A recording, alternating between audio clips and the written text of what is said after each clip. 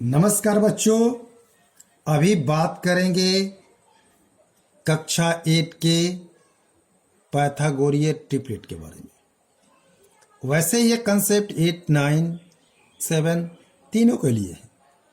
पाइथागोरीय त्रिक, ये त्रिक जो होता है ये 3 संख्याओं का समूह होता है।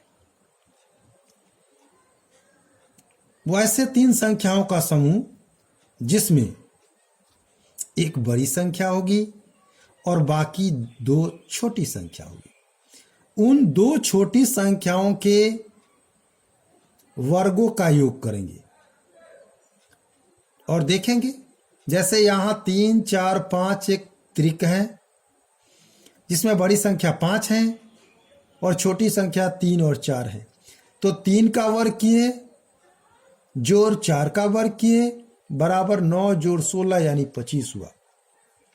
और फिर बड़ी संख्या 5 का वर्ग किए तो 25 हो गया। यानी छोटी संख्याओं के वर्गों का योग बराबर ये बड़ी संख्या के वर्ग के बराबर हो गया। यानी 3 का स्क्वायर जोड़ 4 का स्क्वायर बराबर हो गया 5 का स्क्वायर। तो हम कह सकते हैं कि 3, 4, 5 जो है पाइथागोरीय त्रिक है। अगर नहीं होता तो कहते पाइथागोरीय त्रिक नहीं है।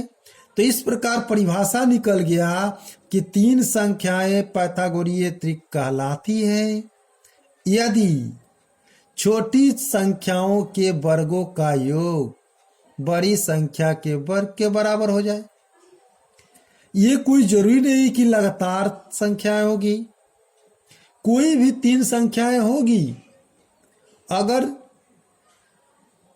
2 छोटी संख्याओं के वर्गों का योग बड़ी संख्या के बराबर हो जाए तो ये तीनों संख्याएं पाइथागोरीय त्रिक कहलाती है। दूसरा एग्जाम्पल लेते हैं, उसका जांच करते हैं। क्या 6, 7, 8 पाइथागोरीय त्रिक है? तो 8 बड़ी संख्या है, इसमें से 6 और 7 का वर्ग निकालते हैं। 6 का वर्ग जोड़ 7 का वर्ग बराबर 36 जोड़ 49 बराबर 85। फिर 8 का वर्ग निकालते हैं 64 होता है। ये 2 छोटी संख्याओं के वर्गों का जो 85 हुआ और बड़ी संख्या का वर्ग 64 हुआ।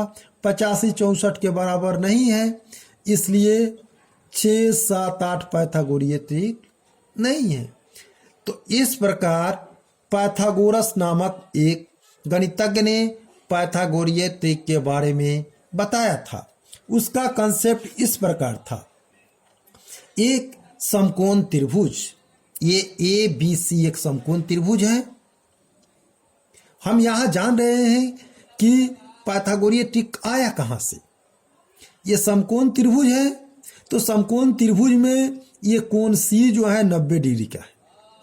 इसके सामने की भुजा को कहते हैं कर्ण, फिक्स है। अब बाकी 2 इसको और इसको आधार या लंब कहते हैं।